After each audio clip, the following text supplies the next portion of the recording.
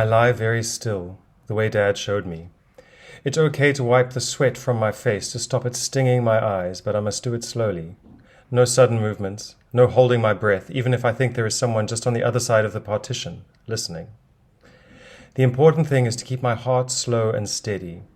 Holding my breath makes it race. Thinking too much makes it race, and we can't afford to let our hearts race, he says, not when the sun is overhead, unstoppable. He calls this time of day the stillness hours.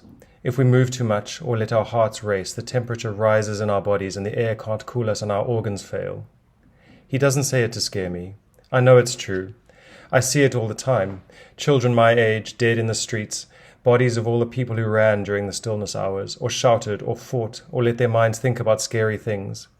Bloated and half submerged in the gaps between the shacks, pushed out of the way, slapped in the face by the yellow, blood-warm sea. I've been lying here a long time. I try not to think about how long it's been, or where Mom and Dad could be. Mom went to fetch water from the collection point, and that can take hours, I know. There's nothing to worry about. Dad must still be at the fly farm, or maybe he found refuge in his shack, where he can lie still on the floor and wait until sunset. I sometimes go with him to the fly farm, but today he left it too late and didn't want to risk having me with him in the sun, especially if the wind drops. As if there is any chance of the wind dropping. It's always blowing a hurricane out there. As soon as you set foot outside, the hot air howls around you and grinds sand into your eyes and ears and nose.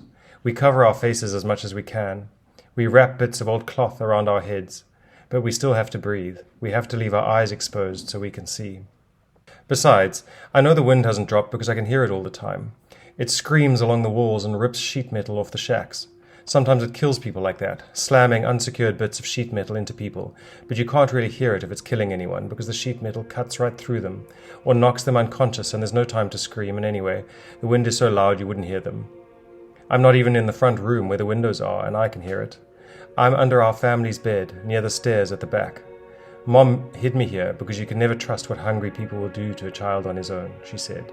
Don't come out until we're back. When I'm lying here, waiting for them to come home, I like to listen to the choir and pretend it's real people singing. It isn't people, it's the wind, but it's not the loud, close-by wind. It's the distant sound of the wind tearing through the half-submerged skyscrapers downtown, howling through all their broken windows. That's why everyone calls it the choir. The choir never stops singing.